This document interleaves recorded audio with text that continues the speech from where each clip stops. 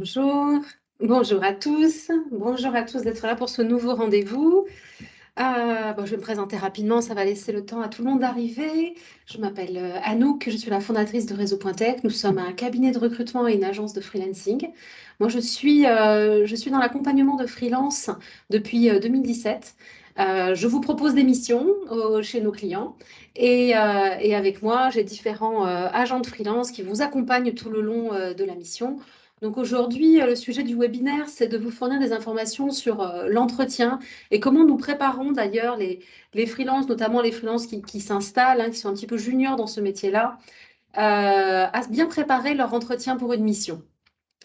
Tout le monde commence à arriver. Je vais préciser que vous pouvez poser des questions dans le chat. Vous avez une conversation. On a Rémi, que vous ne voyez pas, qui est à côté de moi, qui va noter toutes vos questions et y répondre. Et vous aurez le replay du webinaire sur notre chaîne YouTube, où vous avez d'ailleurs près d'une vingtaine de nos précédents webinaires sur différents sujets. Et à la fin, je vous présenterai les prochains webinaires à ne pas manquer, notamment celui-là.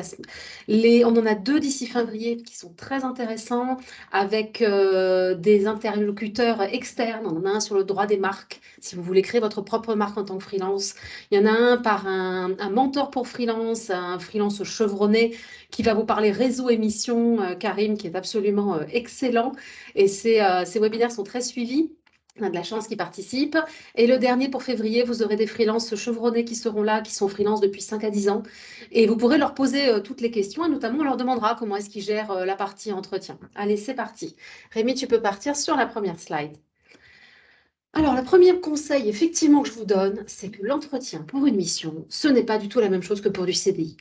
Et quand j'extrapole un peu plus loin, ce n'est pas non plus exactement la même chose qu'un entretien pour quand vous êtes en ESN et que vous êtes consultant avec votre commercial à côté. Je m'explique. Pour un CDI, vous allez bien évidemment parler votre parcours, parler technique, etc. Mais vous êtes en train d'échanger avec potentiellement votre futur chef. Ensuite, vous allez parler peut-être salaire, etc., bonus prime. On ne va pas en parler là, avantages salariaux, contrat de travail. Vous allez aussi regarder comment vous vous projetteriez à plus ou moins long terme dans l'entreprise. On va vous donner une présentation beaucoup plus globale de l'entreprise. Sur la partie mission, on va rentrer beaucoup plus vite dans le dur. Et ça sera complètement différent. Sur la partie mission, on ne va pas non plus regarder qui vous êtes dans votre ensemble. On ne va pas forcément s'intéresser à votre parcours, pourquoi vous avez quitté telle entreprise, etc. On va vraiment s'intéresser à vos compétences techniques et surtout celles qui sont en lien avec la mission. On va être toujours sur un projet beaucoup plus cadré. Aussi, quand on est en ESN, on se dit, tiens, je suis en ESN, si je me mets freelance, les entretiens, ce sera la même chose. Non, parce que là, vous n'avez pas le commercial, vous n'avez pas la relation commerciale qui peut exister entre l'entreprise qui vous salarie et ce client-là. Il y a peut-être déjà un accord cadre, il y a des choses qui sont déjà en place. Il y a une confiance aussi. Quand vous arrivez consultant avec la société X, ils ont confiance dans ce que la société leur propose. Vous arrivez sans ce bagage-là. Vous êtes nouveau, ils ne vous connaissent pas forcément, ils n'ont peut-être pas l'habitude non plus de travailler avec des freelances. Il va falloir être rassurant là-dessus. Les aspects contractuels, va falloir en discuter vous-même et le traiter vous-même. Vous allez être, comme souvent en tant que freelance, un homme orchestre où vous allez gérer à la fois la partie commerciale, la partie contractuelle, la partie technique de la mission et aussi la partie un petit peu gestion, qu'est-ce qu'on va faire après, quelles sont les étapes suivantes, etc. Je pense que ça, bon, ça c'est clair. Tu peux avancer, Rémi. On va partir, oui, la présentation du parcours. Avant d'en arriver là, déjà, avant d'arriver à la mission, je voulais juste préciser qu'on est sur un entretien, donc vous devez arriver à l'avance. Si c'est en présentiel, comment dire, encore plus que pour un CDI, vous ne devez pas être en retard, vous devez être présent, vous devez éventuellement reconfirmer l'entretien 1 heure ou 2 heures avant, demandant au client si c'est toujours bon pour lui, etc.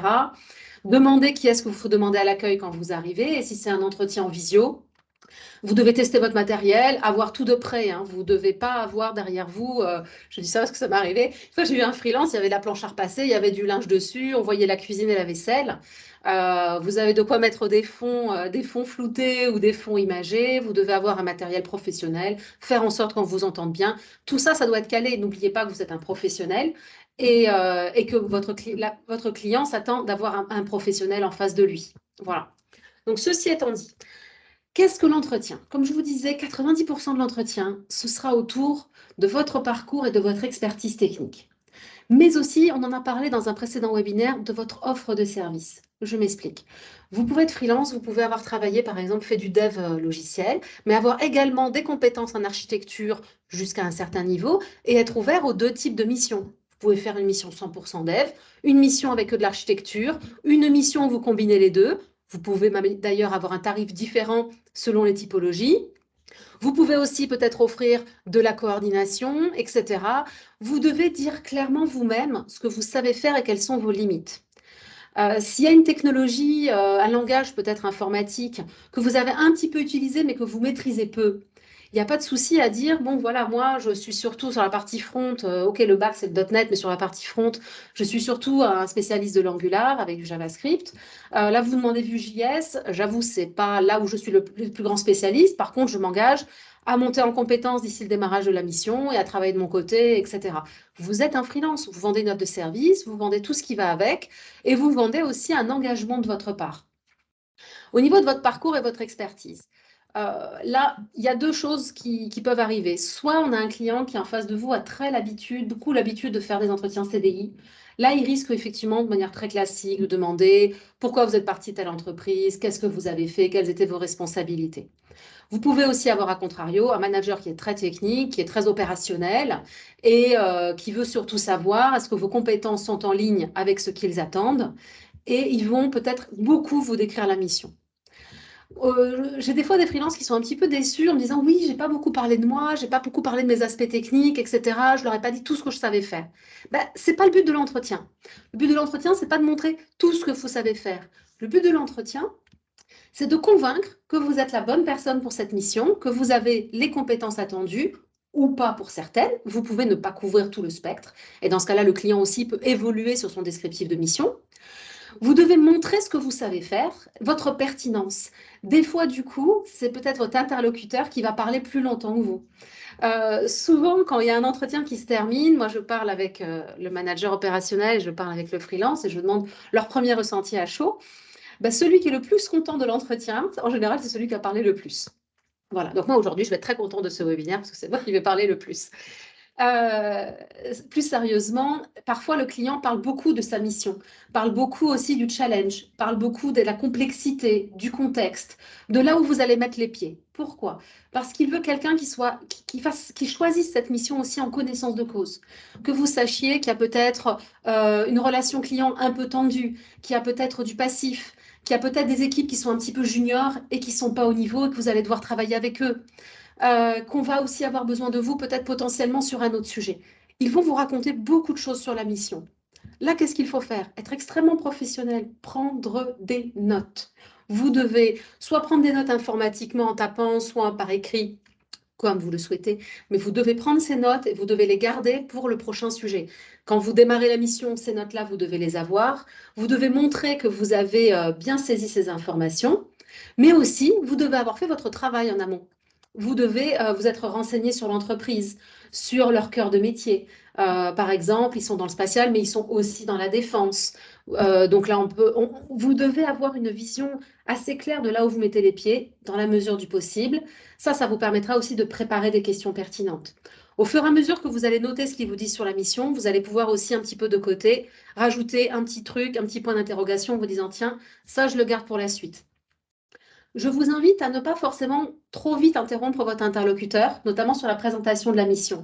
Bien sûr, vous allez avoir envie de dire « Ah oui, il y a tel techno, je l'ai fait là, je l'ai développé là, etc. » Non, lui, il a envie de vous expliquer sa problématique, son contexte, et il va être sûr que vous l'ayez compris. Donc, laissez votre interlocuteur parler, notez vos questions, vous y reviendrez après. En plus, ça montrera votre intérêt et votre motivation. Montrer son intérêt et sa motivation, c'est pas en disant « Je suis motivé », c'est en posant des questions. C'est la seule et unique façon. Vous allez donc présenter votre parcours et votre expertise. Alors, vous avez peut-être des informations déjà un petit peu en amont quand même sur la mission en général avant d'arriver à l'entretien. Prenons un exemple, c'est une mission, je dis ça parce qu'on a un sujet ouvert actuellement pour du développement FPGA dans un contexte spatial, avec du traitement de signal et avec une certaine cible. Donc, c'est la cible Xilinx, etc. Donc, comment vous allez préparer? Vous allez regarder dans vos différentes expériences où est-ce que vous avez utilisé précisément cette cible, où est-ce que vous avez fait du traitement de signal, où est-ce que vous avez fait du spatial. Et vous allez pouvoir justifier de votre pertinence par rapport à leurs problématiques, par rapport à vos expériences et du coup mettre en avant les expériences qui font sens. Moi, je vois souvent des freelances qui disent, bon, mes clients me font rire, ils me disent, bon, ils ont un CV long comme le bras. Ce qui est souvent le cas parce que vous avez fait, si vous avez 10-15 ans d'expérience et que vous avez été en société de service ou vous êtes freelance depuis longtemps, vous avez fait en général des sujets 3 mois, 6 mois, 1 an. Donc, vous avez presque 10 ou 15 sujets qui vont être sur votre CV. Vous n'allez pas parler de tout. Donc, vous allez aider le client à s'y retrouver et vous allez trier ce qui peut être pertinent. Donc, vous notez bien les points clés de ce qu'il vous décrit sur la mission, vous préparez bien et vous structurez votre présentation de votre expertise.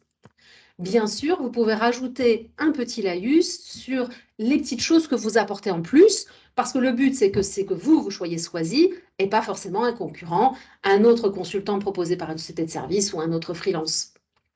Donc, vous allez montrer les plus que vous apportez. De même, si vous êtes un peu senior, trop senior pour la mission, là, il va falloir montrer que vous justifiez un petit peu votre pesant de cacahuètes, que le rapport qualité-prix y est.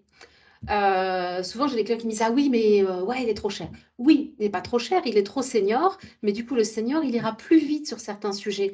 Là où le junior, il va aller galérer, si le senior, il a exactement fait ça, on ira plus vite. Je prends un exemple, un client, il voulait un consultant pour aller faire un portage d'un logiciel embarqué, d'une version de logiciel d'une version d'OS sur un autre OS. Ben, un junior, il allait aller débugger, creuser. Et ils avaient évalué 2 mois de mission. Ils ont pris un senior, le senior, en 18 jours, il avait terminé. Mais quand je vous dis terminé, terminé, hein. On avait prévu environ un package de 20 jours.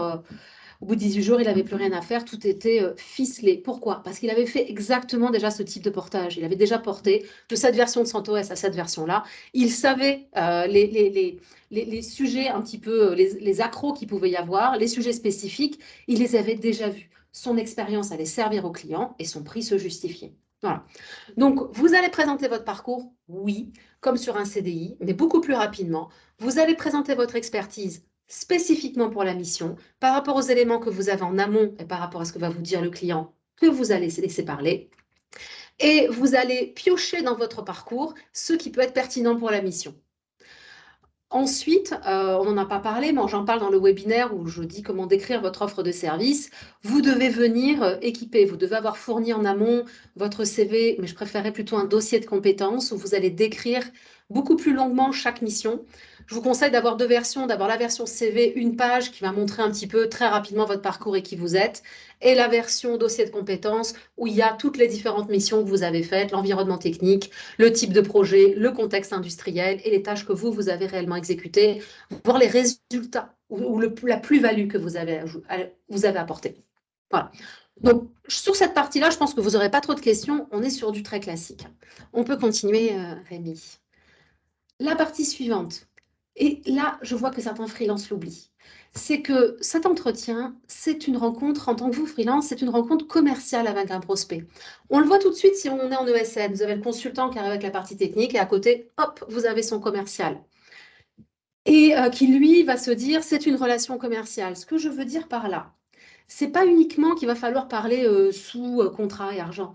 Non, c'est que votre posture, si vous n'êtes pas la bonne personne pour cette mission et que vous le dites, eh ben, c'est pas du tout un échec, c'est au contraire une occasion de peut-être retravailler avec cette personne-là et avec cette entreprise. Je prends un cas, j'ai eu un freelance, on a fait tout l'entretien. Il s'avère qu'il n'avait pas une certaine expertise spécifique qui était nécessaire, premièrement. Deuxièmement, il n'avait pas la bande passante où il ne pouvait pas démarrer assez vite par rapport à ce dont avait besoin le client, qui avait un contexte très fort qui ne nous avait pas précisé en amont. Mais il a fait l'entretien de manière très professionnelle. Il s'est présenté de A à Z. À la fin, évidemment, on est venu au point dur. Ah, j'ai telle contrainte, je dois terminer telle mission et encore fournir quelques documents. Je ne pourrais pas être à 100% avant plus de 15 jours, etc., etc. Mais le client lui en a absolument pas voulu. Le client n'a pas l'impression d'avoir perdu son temps parce qu'il a rencontré un vrai professionnel, quelqu'un à qui va pouvoir faire appel dans l'avenir. Et quelque part, cette première rencontre commerciale, elle est déjà faite. Donc, voyez aussi toujours un entretien comme une possibilité de faire une rencontre commerciale avec un prospect, de mieux connaître un manager opérationnel, de mieux connaître des projets, de mieux connaître aussi un secteur technique ou une entreprise. Par exemple, vous n'avez jamais fait d'entretien dans le spatial, vous venez de l'automobile, vous n'avez jamais fait d'entretien dans ce secteur. C'est un secteur qui a une culture différente de la vôtre. En entretien, le manager en face va peut-être utiliser également de vocabulaire ou des mots spécifiques que vous ne connaissez pas. Vous allez pouvoir poser la question, demander ce qu'il vous explique. Je prends par exemple les PDR, CDR, enfin certains documents d'architecture ont des noms complètement différents selon les secteurs d'activité. PDR, CDR, on va le retrouver dans les rôles spatials, dans l'automobile, on ne cite pas ces mots-là et on n'utilise pas le même vocabulaire. Donc vous allez pouvoir poser les questions et la prochaine fois que vous aurez un entretien dans le spatial, ben, j'ai envie de dire, vous serez un petit peu moins bête et vous serez beaucoup plus pertinent. Donc voyez-le comme une chance de voir un prospect. Je vois parfois des freelances qui me disent oui, je vais peut-être être disponible, mais pas sûr. Du coup, non, je ne veux pas faire l'entretien. Je ferai une fois que je serai vraiment sûre d'être disponible, c'est-à-dire dans un mois. Ben non, parce que là, vous avez une chance d'avoir déjà le prospect, de les voir. Et si ça se trouve, dans un mois, ils n'auront toujours pas trouvé. Et si ça se trouve, il y aura un tel coup de cœur que c'est vous qu'ils attendront. Je reprends un autre sujet, le freelance. Euh, il habite dans la campagne. Il peut venir au début de la mission en présentiel à temps plein ou s'il y a des problématiques de banc de test spécifiques qu'il faut utiliser, mais il ne peut pas être là tous les jours. La distance est quand même très longue. C'est une contrainte. On fait l'entretien, on ne parle pas de la contrainte. On parle du projet, on parle de la technique. Le client a été tellement convaincu quand à la fin, on a parlé de cette contrainte. Le freelance demande si c'est en plein, etc. Et moi, j'accompagne en disant oui, je vous ai dit, il habite quand même loin, etc. On voudrait quand même le mettre dans des bonnes conditions pour travailler, ne pas trop le fatiguer, qu'il n'y ait pas non plus de risque d'accident sur la route, etc. Mais là, le client était convaincu. Il a dit non, non, non, c'est pas un problème. Non, non, c'est pas un problème. Il peut venir un petit peu au début, quand il faut les bancs de test et tout. C'est tout, ça me suffira. Je suis convaincue de son expertise et de sa pertinence pour le sujet. Toutes les barrières se sont levées. Voilà. Ce que je veux dire, c'est que c'est une rencontre commerciale. Vous allez parler des contrats, etc. On va y revenir tout à l'heure. Mais vous avez de la chance en tant que freelance d'être contacté pour rencontrer des prospects sans rien faire. Prenez-le. Je vois aussi des freelances très pros et très seniors qui sont en mission. Ils savent que la mission va durer un an. Ils savent qu'ils ne sont absolument pas disponibles. Mais ils acceptent un premier entretien rapide, notamment avec des intermédiaires comme nous, pour faire connaissance, pour se rencontrer, pour voir le type de mission qu'on peut leur apporter, pour qu'ils m'expliquent aussi, eux, leurs contraintes habituelles. Ils réservent 2 créneaux par semaine de 30 minutes comme ça de découverte maximum. Mais le jour où ils seront potentiellement en fin de mission, ils ont leur petit carnet d'adresses et ils savent qui contacter s'ils veulent une typologie de mission particulière. Donc, saisissez cette chance, soyez très professionnel, c'est votre carte de visite, c'est toute votre image qui se joue là. Sujet suivant, qu'est-ce que j'ai marqué? Ah oui, la rencontre humaine. Comme je disais tout à l'heure, on peut avoir des coups de cœur, on peut avoir des coups de foudre professionnels. Un entretien, c'est avant tout une rencontre humaine entre 2 personnes. Et ces 2 personnes peuvent s'entendre comme ne pas s'entendre. Ce que je veux dire, c'est que si vous rencontrez un manager opérationnel, que le sujet est super intéressant, mais que l'explication est brouillonne, que vous sentez que c'est quelqu'un qui diffuse son stress assez facilement et que vous n'êtes pas forcément la bonne personnalité pour être en face, ou que ce n'est pas forcément le bon type de contexte que vous appréciez pour une mission et que vous avez le choix, eh ben, vous pouvez aussi lever ces doutes. Dans la rencontre humaine, ce que je veux dire, c'est qu'il ne faut pas non plus venir en costard-cravate, etc. Soyez vous-même, soyez comme vous serez pendant la mission. Posez des questions et montrez votre capacité d'apporter du conseil. Et analysez bien votre interlocuteur. Laissez-le un maximum parler. Faites des questions ouvertes un maximum qui pourront vous permettre de mieux découvrir votre interlocuteur. Et aussi, posez bien la question du contexte de la mission. Parce que si ça se trouve, cette personne que vous avez en face de vous, c'est le prescripteur technique, c'est le décideur, mais il est N+2 de l'équipe vraiment où vous allez être. Et donc, demandez avec qui vous allez travailler au quotidien sur la mission, qui seront vos interlocuteurs. Et si ça se trouve, cette personne qui est très haut niveau, qui a une vision très large du projet, un peu moins technique, un peu moins opérationnelle, et que ça ne fit pas exactement, vous n'aurez quasiment jamais affaire avec lui durant toute la mission. Donc, regardez cet aspect humain. Regardez aussi, comment dire, la souplesse qu'il y a dans la communication, l'agilité, voilà, comment ça se passe, les relations, est-ce qu'ils sont très formels, etc. Posez des questions là-dessus pour que vous puissiez démarrer une mission dans les meilleures conditions. Voilà, c'est une rencontre humaine, ça peut être un vrai coup de cœur. Cette personne, c'est peut-être pas la bonne pour cette mission-là, mais dans quelques années, vous aurez créé votre carnet d'adresses, ce sera peut-être la future mission. Poser des questions sur la mission, les outils, le statut du projet et de l'équipe. Alors là, oui, posez le maximum de questions. Levez tous les doutes que vous pouvez avoir. Je prends souvent cet exemple. un freelance qui me dit, bah, j'ai signé pour une mission, je suis plus dispo. Très bien. 2 jours plus tard, il me dit, ah ben si, c'est tombé à l'eau. Je dis, qu'est-ce qui s'est passé? Il me dit, bah, ils étaient persuadés que j'allais fournir le logiciel de CAO mécanique, hein, qui vaut une fortune, hein, qui je nous fournissais la licence parce que j'allais faire de la CAO, alors que moi je la fournis pas, j'attendais ce qu'ils la fournissent. Ah, et il me dit, bah, on s'est pas compris là-dessus. J'ai dit, mais est-ce que tu avais posé la question? Non, je l'avais pas posée. Pour moi, c'était évident. Eh ben, pour eux aussi, c'était évident.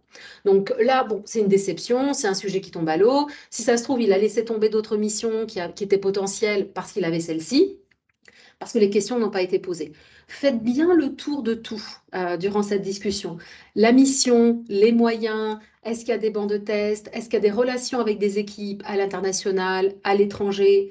Euh, un sujet qui n'est pas forcément facile non plus à gérer en tant que freelance, c'est si vous avez à interagir directement avec des clients de votre client. Parfois, certains freelances déjà sont mal à l'aise avec cette idée-là, et des fois, les clients sont mal à l'aise avec cette idée-là. Donc ça, c'est un sujet aussi à mettre sur la table. Est-ce que, ok, j'ai noté qu'il y avait ce client, est-ce que vous allez vouloir que j'interagisse directement? Dans ce cas-là, quelle est votre façon d'interagir? Quel est votre degré un peu de partenariat ou d'intimité avec ce client? Quel est votre passif? Levez toutes les contraintes au niveau de votre organisation, de votre disponibilité, de votre temps de travail, de l'équipe que vous allez rejoindre. Soyez aussi honnête. On va parler, par exemple, si l'équipe est à l'international et que votre niveau d'anglais, il est surtout à l'écrit et qu'en conf call, vous êtes un petit peu moins à l'aise, ça ne sert à rien de mentir. Ça va se découvrir pendant la mission et ça serait un échec. N'hésitez pas à demander quel est le niveau. N'hésitez pas peut-être à parler anglais avec votre interlocuteur pour voir si votre niveau est le bon. Le but, c'est que vous décrochiez cette mission en toute connaissance de cause, pour eux comme pour vous. Aussi, poser des questions, comme je dis toujours, ça montre de l'intérêt. C'est la meilleure façon de montrer votre motivation. Je m'étais pris... Ah oui, poser aussi des questions sur les livrables attendus et sur l'aspect documentaire de la mission. Je vois souvent, j'ai eu la dernière fois un freelance qui me dit, ah, il y a un souci, là, il me demande de faire des supports de formation, ce n'était pas du tout prévu, et aussi, il me demande de faire énormément de documentation, mais pas de la documentation très opérationnelle sur ce que je fais, des choses beaucoup plus transverses. Voilà, moi, je pensais que j'allais faire une mission très opérationnelle et ce n'est pas le cas. Effectivement, la question n'a pas été posée en amont. Ou alors le client, bah, il n'a plus grand-chose à vous faire et il propose autre chose. Dans ce cas-là, il ne faut pas hésiter à mettre le sujet sur la table. Posez la question sur la partie livrable. Il y a aussi que vous pouvez être déçu d'une mission que vous pensiez très opérationnelle et qui, au final, elle nécessite une grosse activité documentaire, tout en anglais, à devoir vous repalucher des centaines de documents pour aller chercher la petite bête et la petite information. Clarifiez bien cela en amont et aussi, bon, je vous invite en tant que freelance à ne pas accepter de l'engagement de résultat. Vous êtes une société unipersonnelle. C'est pas facile pour vous de porter un engagement parce que vous pouvez aussi tomber malade ou etc. Vous n'êtes pas une grosse société, une grosse ESN qui a la capacité de réagir rapidement et aussi d'aller lever des points contractuels. Donc, s'il y a des livrables attendus, vous dites, OK, vous prenez note des livrables. Par contre, vous ne vous engagez pas sur la qualité, les délais ou un coût par livrable. Ça, c'est prendre énormément de risques. Et si le client vous refuse le livrable, et si le client n'est pas d'accord avec le contenu, s'il attendait plus, bah, du coup, vous ne serez pas payé plus. Donc, je vous invite à être clair là-dessus. Vous fournissez un engagement moyen. C'est important d'être clair qu'il y a des livrables. Il y a les jalons aussi. Les jalons du projet. Si votre client a des jalons très clairs, je me souviens d'un entretien une fois, le freelance leur a clairement dit que leur jalon d'avril, ce n'était pas possible. Un bonhomme, malgré son expérience, tout seul, ce n'était pas fini en avril. Voilà. Il a préféré le dire clairement. Par contre, il a aussi fait preuve de conseil en disant, par contre, pour avril, je pense qu'on peut avoir ça, ça, ça de fini, peut-être ceci dans le meilleur des cas. Par contre, le tout non. Alors, si vous fournissez une deuxième personne, on aura peut-être ça aussi, etc. Il leur a donné du conseil par rapport à leur positionnement. Finalement, le client il était conscient. Le client a dit, OK, on part là-dessus. Je suis conscient qu'on n'aura pas tout pour avril, mais je suis conscient aussi qu'on aura des points clés qui seront prêts. On part là-dessus. Et on évite la frustration. On évite la frustration de la mission qui se déroule. Et en avril, le client dit, non, mais comment ça je vous avais dit que c'était pour avril. Et c'est pas prêt. Vous dites, mais non, mais c'était infaisable. Techniquement, c'était infaisable. Même vos équipes le savaient. Si ça se trouve, les équipes n'ont pas dit au manager. Hein. Vous pouvez vous retrouver dans ce type de situation. Clarifier au maximum donc les moyens mis à disposition, l'organisation de la prestation, les livrables attendus, date de début, date de fin. Et on va y venir, sujet suivant, Rémi. Il va falloir parler sous, il va falloir fixer les termes et les termes contractuels. Je connais beaucoup de freelances qui travaillent sans contrat, sans rien, sans même un devis signé. à minima un devis signé. Typiquement, si vous savez que le client, il vous dit, il y en a pour 3 mois le projet. OK, vous lui envoyez un devis, 20 jours par mois, 3 mois, 60 jours. Vous lui envoyez un devis à 60 jours fois votre TJM. Et vous lui dites, écoutez, moi je suis prêt à démarrer une fois que j'ai ce devis signé. C'est tout bête, mais si jamais vous avez des difficultés pour être payé ou autre par la suite, vous avez quand même un document qui est là. Et vous avez le client qui s'est engagé. Et des fois, d'ailleurs, quand on fait ça, on se rend compte que le client dit, ah non, non, non, mais moi je ne m'engage pas sur les 3 mois, ce sera un mois renouvelable par tranche d'un mois. Et là, vous découvrez que vous n'êtes pas du tout dans la même situation que vous aviez pensé, vous êtes dans une situation beaucoup plus précaire. Alors que vous avez beau lui poser la question, le client a toujours dit, oui, oui, 3 mois, voire 6 mois, etc. Je m'engage sur 6 mois. Mais au moment où il faut vraiment s'engager, la direction n'est pas d'accord et la direction ne signe pas. Donc, fixez bien ces termes. Les clients vont peut-être vous imposer des contrats. Et là, il va falloir les relire. On va être sincère, vous avez très peu de marge de négociation possible en tant que freelance. Le contrat, il va falloir globalement l'accepter. Vous pouvez difficilement négocier avec une ETI, etc. Bon, après, ils signent quand même peu de freelance en direct. Vous pouvez aussi avoir des intermédiaires. Les contrats des intermédiaires, en général, sont très clairs et sont faits de manière intelligible. Moi, je prends souvent le temps et les freelances font des questions, on reprend le temps et j'explique pourquoi il y a ces termes du contrat. Des fois, les freelances me disent, ah, mais je ne suis pas d'accord sur ces termes-là, etc. Et en fait, ils ne se rendent pas compte que certains termes les protègent, en fait. Vous protègent en termes de responsabilité, vous protègent en termes sur l'engagement de moyens, etc. Et il y a une partie des choses, notamment sur les assurances, etc., qui sont là pour vous protéger. On en parle, bon, je fais une digression, mais si vous n'avez pas de responsabilité civile professionnelle pour vous garantir sur vos erreurs professionnelles, moi je vous invite à en prendre une, parce qu'on ne sait jamais, vous pouvez très bien bosser pour un client qui est très sympathique, sauf qu'ils vont livrer le produit à un client d'un client qui est un Américain, qui est très procédurier, qui va faire un procès. Et les assurances, ensuite, vont se reporter sur vous. Si vous êtes une société unipersonnelle, elle coule, hein. Elle coule avec les liabilities, les penalties, les avocats, etc. Donc, prenez une assurance qui, elle, vous garantira vos erreurs professionnelles. Ça existe. Une responsabilité civile professionnelle, c'est ce que ça fait. Ça vous garantit en cas d'erreur à un certain plafond. Et aussi, ça va vous couvrir si vous faites tomber un matériel informatique chez un client. J'en sais rien, vous passez à côté d'un bureau, vous vous accrochez sur un câble et vous faites tomber un écran, je ne sais pas quoi, à 4 000 euros. Eh bien, votre assurance, elle est là pour vous rembourser. Elle est là pour prendre en charge cela.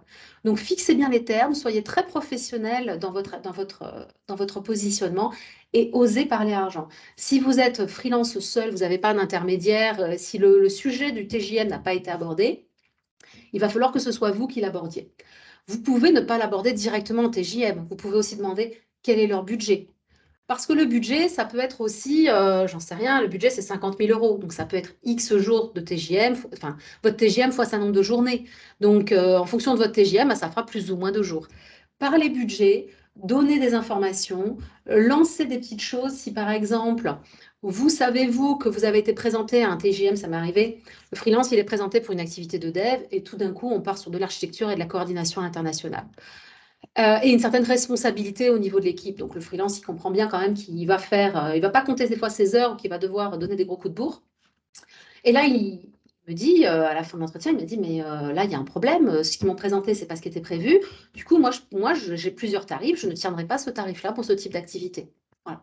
Le sujet, on ne l'a pas abordé, il n'a pas voulu clasher pendant, mais on aurait dû l'aborder en amont. On aurait dû l'aborder en amont, préciser au client, voilà, là, le TGM qu'on vous a fixé, c'est pour une activité de dev. Si ce n'est pas une activité de dev, on en rediscute. S'il y a des déplacements aussi à l'international, même si le client les prend en charge d'un point de vue frais, ça va vous prendre quand même du temps sur votre vie personnelle, incluez-le. D'ailleurs, on va en parler de ce sujet de frais de déplacement. Si par exemple, vous savez dès le début de la mission que vous allez faire, je prends un exemple très concret, vous allez faire toute la mission en remote et une semaine par mois, vous allez venir sur site client. Moi, je vous invite dans ce cas-là à que ce soit écrit contractuellement. Moi, je l'écris. J'écris, la mission est en remote avec maximum 5 jours sur site contigu, c'est-à-dire un seul aller-retour. Okay. C'est marqué et c'est inclus dans le TJM. Donc, vous l'incluez ça. L'avantage, c'est que si le client vous demande de venir une fois 2 jours et une fois 3 jours, on va pouvoir dire, bah, attendez, là, c'est pas prévu. Mais aussi, pour le client, c'est transparent. Vous êtes sur un TJM et vous allez l'inclure. Parce que ce surcoût de ce déplacement une fois par mois, vous allez pouvoir le lisser sur votre TJM. Ça simplifie la vie à tout le monde. Hein. Ça simplifie la vie à la compta en face, à votre interlocuteur, à tout le monde. On n'est pas sur des comptes d'apothicaire. Vous allez pouvoir mieux vous concentrer sur votre mission. Ou alors, vous pouvez aussi fixer 2 tarifs. Excusez-moi, un tarif, je viens sur site, et un tarif en remote. Et à la fin du mois, bah voilà, j'ai fait tant de jours sur site, tant de jours au remote, et on multiplie les 2 TJM.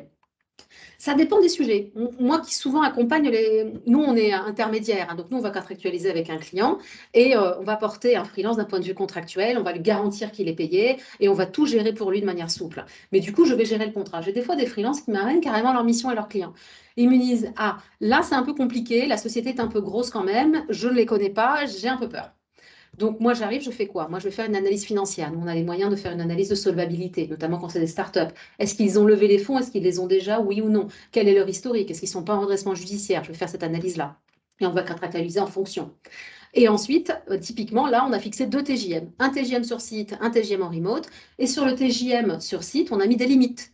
C'était maximum 2 déplacements par mois, pas plus. Plus, c'était une contrainte beaucoup plus forte pour le freelance et il allait falloir payer plus. Aussi, il y a des sujets, le client me dit oui, contexte très lourd, voilà, on aura des fois des coups de bourre. Ah, ah, ah, ah. Ok, est-ce que c'est potentiel que vous demandiez du travail le samedi?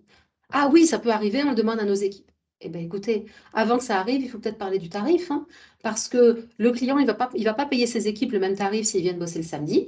Il est normal qu'il ne paye pas le freelance de la même façon. Alors là, par contre, le code du travail, hein, ne s'applique pas, la convention collective ne s'applique pas, on est en dehors, on est dans une relation B2B. Mais j'ai des clients sur lesquels je sais que ça peut arriver. On définit le tarif. Dès le début, on sait qu'il peut demander des samedis, maximum 2 samedis contigus, c'est-à-dire pas tous les samedis pendant X temps, et on a mis des limites. Voilà. N'hésitez pas à mettre des limites et à fixer les termes, peut-être pas lors du premier entretien, mais en tout cas, si vous avez des contraintes personnelles, professionnelles, des limites à ce que vous acceptez, soyez clair et professionnel, on ne vous le reprochera pas. On sera plutôt ravi que vous ayez été très clair sur ces limites-là. C'est peut-être pas la bonne mission pour vous, ça en sera peut-être une autre. Voilà. Osez parler argent si ça n'a pas été fait. Osez parler taux journalier. Mettez des fourchettes, mettez de la souplesse là-dedans, parce qu'ensuite, en fonction de si vous voulez vraiment la mission, vous pourrez peut-être baisser, mais essayez de mettre quand même des points d'accroche. Si vous savez que votre TJM, globalement, il tourne autour des 480 et que vous pouvez peut-être descendre à 450 si la durée est longue ou si la durée est courte à 500, il faut le dire. Parce que si vous avez affiché 480 et qu'ensuite il vous dit que c'est des contrats d'un mois par un mois, et que vous dites, ah mais non, mes contrats un mois par un mois, c'est 500 euros. Nous, c'est notre travail. Moi, souvent, je ne donne pas un TJM très, très fixe. Je dis, on sera à peu près dans cette fourchette-là. Ensuite, je n'ai pas encore toutes les billes et le freelance non plus. On affinera une fonction qu'on aura tous les éléments. Et on pourra donner des éléments là-dessus. On a fait un webinaire qui est sur notre page YouTube où on parle justement de ce qui peut faire monter ou baisser un TJM et les leviers. Donc, vous avez fixé un TJM, vous allez pouvoir poser ces questions-là qui vont potentiellement le faire monter ou baisser, et vous pourrez en parler de manière très professionnelle. Voilà. Je ne sais pas si on a des questions, Rémi. Non. Vas-y, continue sur la slide suivante, qui est ma conclusion. C'est soyez très professionnel, soyez pro, pensez pro. Et un dernier conseil, c'est presque de dire taisez-vous et écoutez. Si votre client, votre interlocuteur parle plus que vous, il sera content. Une fois, j'ai vu, l'entretien, il a duré 3/4 d'heure, même pas. Le CV, le dossier de compétences avait été fourni en amont. Le client s'était même un petit peu renseigné. Il disait, ah oui, vous avez déjà travaillé pour notre entreprise, pour tel département, je me suis renseigné. Le freelance est arrivé, il y avait déjà la confiance établie. Le but, c'était simplement d'aller vérifier ensemble, de bien comprendre le contexte du projet et d'aller vérifier ensemble les différents points durs. Voilà. Donc, le client a expliqué le contexte. Il y avait 2, 3 choses documentaires un petit peu pénibles, mais qu'il comptait sur le freelance pour les faire, etc. Il voulait savoir quelle était sa motivation par rapport à ça, est-ce qu'il accepterait. On a été très pro, ça a été extrêmement rapide. Le freelance était là en disant, bah, je pense que ça n'a pas marché, je ne me suis quasiment pas présentée, etc. Non, le client était déjà convaincu à l'avance. Quelque part, votre réputation vous précédait. Et d'un autre côté, votre réputation aussi peut vous précéder. Si vous avez fait un précédent entretien avec quelqu'un d'autre dans la même entreprise et que ça s'est mal passé pour X raisons, ça peut même être dans une autre vie, hein, du temps où vous étiez en CDI, etc. Du temps où vous étiez en CDI, vous avez passé un entretien et finalement, vous n'avez pas donné suite, le sujet ne vous intéressait pas et vous avez un peu ghosté. Bah, ça va vous poursuivre une fois que vous serez freelance. Donc, soyez-en conscient aussi, soyez pro durant toute votre carrière. Si vous êtes aussi en plus aujourd'hui en CDI dans une entreprise, partez proprement. Vos collègues peuvent devenir vos futurs clients dans cette entreprise ou dans une autre. Pensez pro, soyez pro. Et écoutez, posez des questions, documentez. Une erreur, par contre, aussi à ne pas faire, c'est de reposer une question sur quelque chose qui vous a déjà été précisé au début. J'ai des fois des freelances, ils n'ont pas écouté ce qui a été dit au début, parce qu'eux, ils avaient envie de parler, ils étaient là, je les voyais bien, hein, c'était sur les starting blocks, ils avaient envie de parler. Et à la fin, ils posent des questions auxquelles le client avait clairement répondu au début. Voilà. Mais ils n'étaient pas dans l'écoute, ils n'avaient pas non plus noté. De même, j'ai vu des freelances, des fois, il y a une deuxième mission, il y a un deuxième entretien. On a un premier entretien avec le directeur de l'activité pour avoir un global du contexte, et ensuite, il y a un entretien très pointu techniquement. Et il pose une question, et cette question avait déjà été posée, avait déjà été répondue précédemment. Et c'était un peu maladroit. Les deux personnes se sont parlé, ont trouvé que le freelance n'était pas très pro, de reposer des questions, n'était pas très motivé pour leur sujet, se sont retrouvés à dire deux fois les mêmes choses.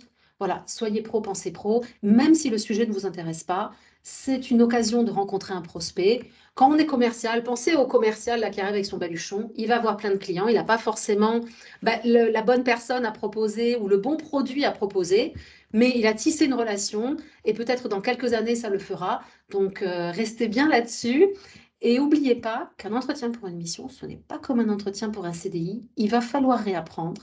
Et si vous êtes un petit peu introverti, je suis désolée, il va y avoir un petit peu de travail quand même pour arriver à montrer ce que vous savez faire et à vous vendre. Voilà. Mais vous pouvez tous le faire avec un petit peu de travail et de pratique.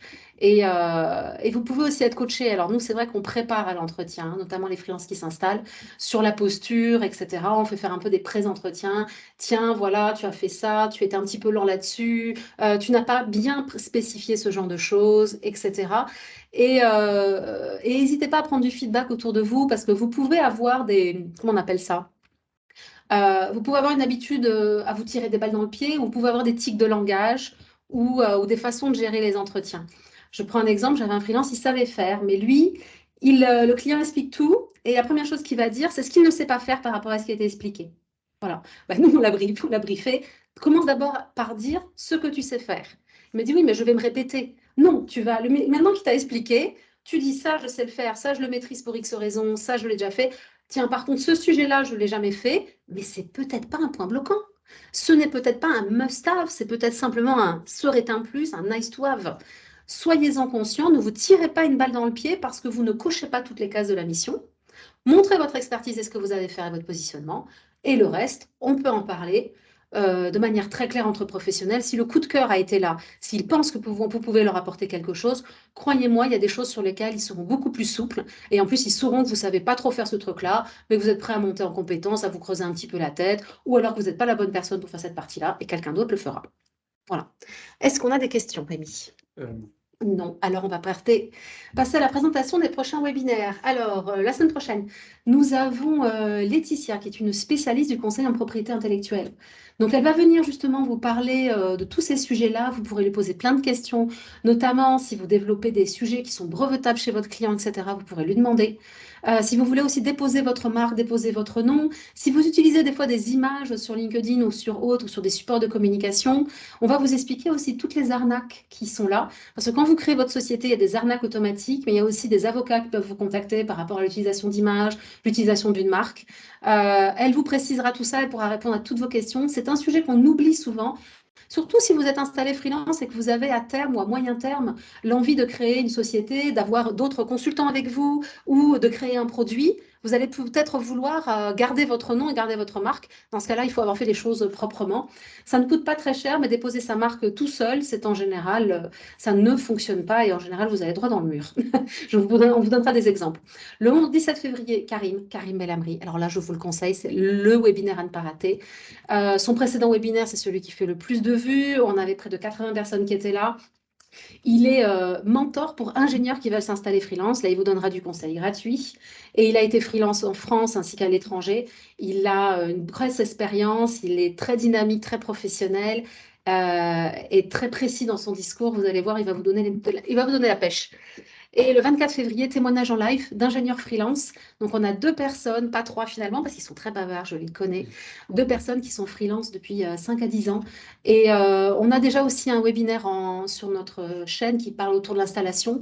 Mais là, on va vraiment parler des spécificités des ingénieurs qui sont freelance sur la durée. Voilà. Et bien, au plaisir de vous y revoir, au plaisir de discuter. Je termine avec 2 QR codes. À gauche, vous avez le mien si vous voulez discuter. Nous, on est spécialisé dans les systèmes embarqués et la cybersécurité. Je suis moi-même ingénieur de formation. Je viens de l'électronique automobile. Et à droite, vous avez Réseau.tech. Vous pouvez aller voir sur notre site web ce que l'on fait. Et au plaisir de vous rencontrer quand vous serez installé freelance pour aller discuter de tout ça et vous trouver votre prochaine mission. Nous avons plein de missions à pourvoir. Si vous vous abonnez à notre newsletter, on vous les envoie tous les mois. Je vous dis à bientôt et bon week-end. Bientôt, au revoir.